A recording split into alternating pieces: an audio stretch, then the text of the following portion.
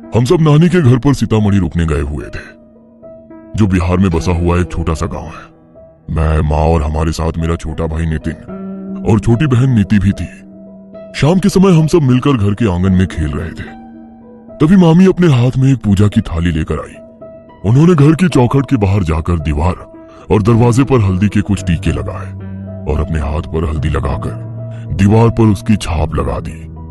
मुझे कुछ समझ नहीं आया तो मैंने मामी से पूछा, अरे मामी, ये आप क्या कर रही हो? घर के बाहर ये हल्दी के टीके क्यों लगा रही हो? तभी नानी अपनी लाठी के सहारे चलती हुई आंगन में आई। बेटा, आज रात अमावस की रात है।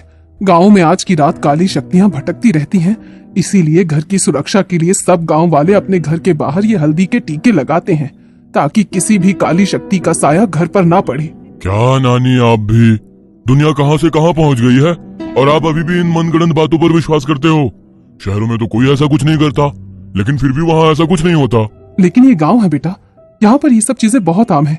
चलो अब तुम अंदर जाओ और सुबह होने तक अब कोई भी घर के बाहर नहीं निकलेगा। मुझे उस समय उन सब की बातें मनगढ़ंत लग रही थी, लेकिन मैं बड़े लोगों से बहस भी क्या करता, इसलिए चुपचाप अंदर कमरे में चला गया।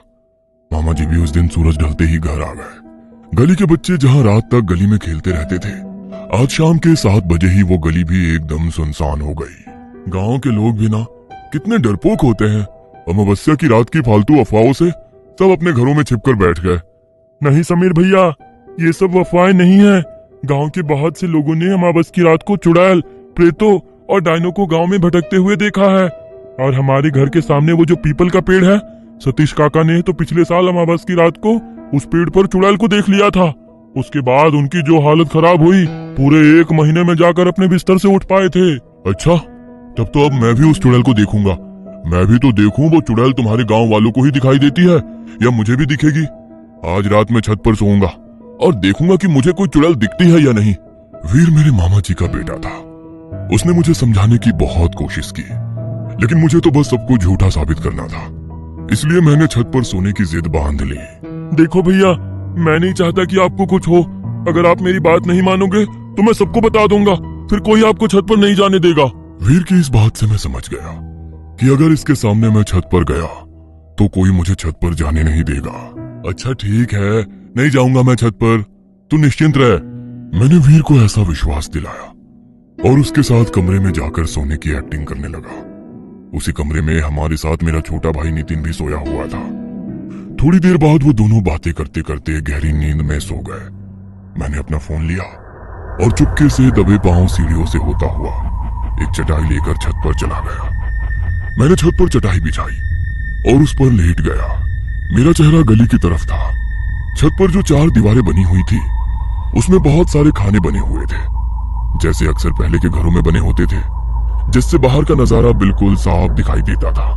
रात अमावस्या की थी तो चांद की कोई रोशनी नहीं थी, लेकिन घर के सामने जो पीपल का पेड़ था, उसके नीचे बहुत सारे दिए जले हुए थे, जिन्हें गली मोहल्ले के लोगों ने ही जलाया था। मैं बहुत देर तक एकटक उसी पीपल के पेड़ की तरफ देखता रहा, लेकिन मुझे कुछ भी दिखाई नहीं दिया। तो मैं बोर होकर अपने फोन में गेम खेलने लगा। मुझे छत पर आए लगभग 1 घंटा बीत गया था। रात के लगभग 1:30 बज गए थे। मुझे हल्की हल्की ठंड लगनी शुरू हुई, तो मैंने सोचा कि नीचे चला जाता हूँ। मैं चटाई से उठने ही वाला था कि तभी मुझे लगा कि मेरे पीछे से अभी अभी कोई चल कर गया है। मुझे लगा कि शायद नीचे किसी को मेरे छत पर होने का पता चल गया है और शायद मामा जी मुझे बुलाने के लिए छत पर आए हैं। मैं पीछे मुड़ा, लेकिन देखा कि छत पर तो कोई है ही नहीं। तभी मुझे लगने लगा कि इस बार फिर से कोई तेजी से चलता हुआ मेरे पीछे से गुजर रहा है। मैं जैसे ही पीछे मुड़ा तो मुझे लगा कि अभी यहाँ पर कोई था, जो अचानक से कहीं गायब हो गया। मैं हक्का बक्का डर गया। मेरे दिल की धड़कन भी तेज हो गई थी। एक बार तो मैंने सोचा कि मैं नीचे चला जाऊं। मेरी वहां से हिलने की भी हिम्मत नहीं हो रही थी, लेकिन फिर भी मैं हिम्मत करते हुए उठने के लिए मुड़ा। तभी मेरी नजर सामने की सीढ़ियों पर पड़ी। अंधेरे में कुछ साफ दिखाई तो नहीं दिया, लेकिन मैं जानता हूं कि वहां पर कोई खड़ा था। वो कोई परिवार वाला नहीं था। अपने चेहरे पर हाथ रखकर वो अपनी हंसी दबाने की कोशिश कर रहा था, लेकिन उसकी हंसी की एक भयानक आवाज धीमी धीमी मेरे कानों में पड़ रही थी। उसे देखकर मेरे रोंगटे खड़े हो गए। मैं इस हद तक डर चुका था कि मुझे ऐसा लग रहा था जैसे मेरी मौत आज मेरे सामने खड़ी है। मैंने डर के मारे अपनी आंखें बंद कर ली और धीरे धीरे मेरे कानों में पड़ रही वो हंसी की आवाज भी शांत हो गई। मुझे लगा कि वो मेरा वहम था, इसलिए मैंने हिम्मत करते हुए अपनी आंखें खोली। वो एक बेहद भयानक आदमी जिसका चेहरा बहुत ज्यादा डरावना था और उसके शरीर पर सिर्फ एक फटा हुआ कपड़ा लिपटा हुआ था। वो ऐसा लग रहा था मानो किसी ने कब्र से खोदकर किसी के मुर्दे को बाहर निकाला हो। वो बहुत तेजी से मेरी तरफ हवा की गति से दौड़ता हुआ आया और मेरे शरीर से आर पार हो गया। डर के मारे जो मेरा हाल था वो मैं बयां भी नहीं कर सकता। मैं समझ में नहीं पा रहा था कि मेरे साथ अभी अभी ये क्या हुआ कि तभी फिर से मुझे अपने पीछे से उसी की हंसी की आवाज सुनाई दी।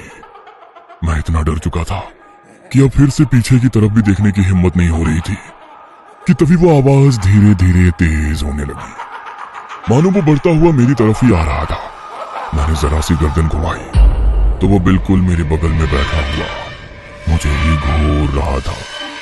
मैंने बहुत जोर से चिल्लाने की कोशिश की लेकिन मेरी आवाज मेरे गले में ही दबकर रह गई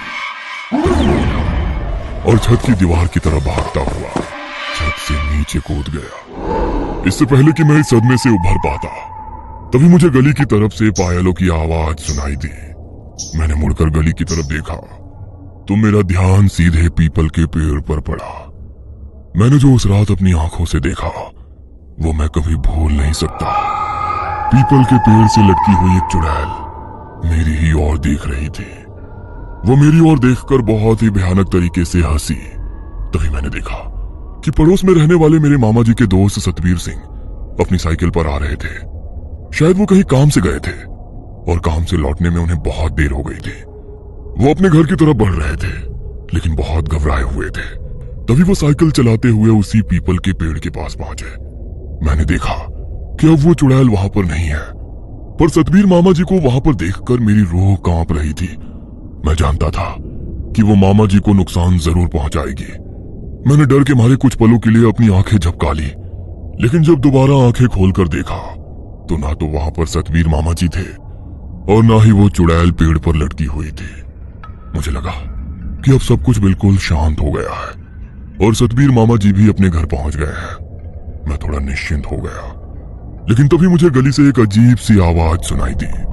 मैंने चार दीवारी के उन खानों से पीछे गली की तरफ देखा तो वही चुड़ैल अपने हाथ में किसी के मांस का टुकड़ा लिए खाती हुई भाग रही थी।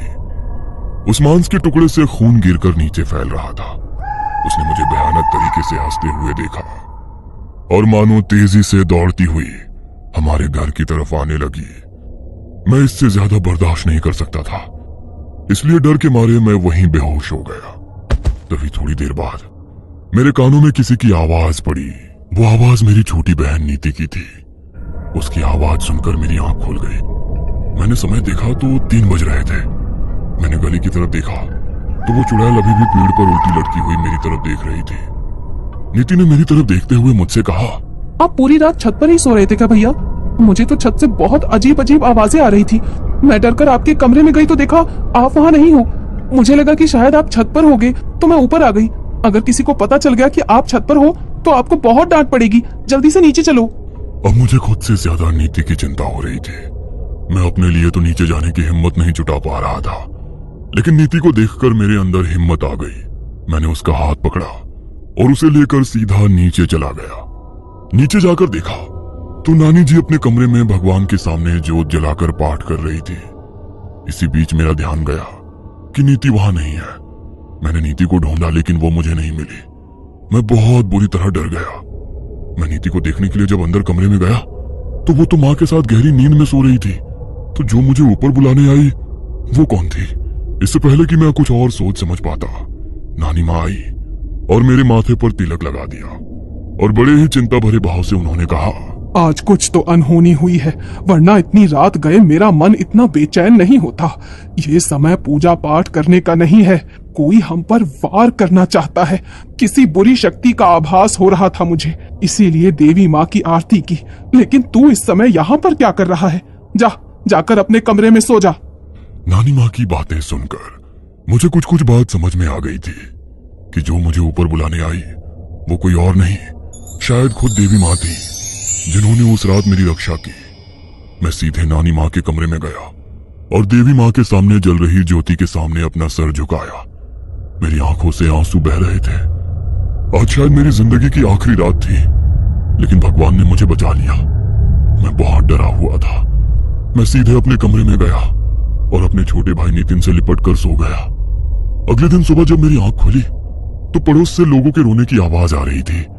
तब मुझे पता चला कि कल रात सतबीर मामा जी चल बसे और उनका पार्थिव शरीर उसी पीपल के पेड़ से लटका हुआ मिला। यह सुनकर मेरे रोंगटे खड़े हो गए और मुझे पूरा यकीन हो गया कि कल रात मैंने जो देखा वो कोई मेरा भ्रम नहीं था। उस रात के बाद मुझे यकीन हो गया कि भूत प्रेत सच में होते हैं और इन शक्तियों पर संदेह करने की गलती हमें कभी भी नहीं करनी चाहिए। मैं उस रात के बाद फिर कभी अमावस्या के समय अपने नाना जी के गांव नहीं गया।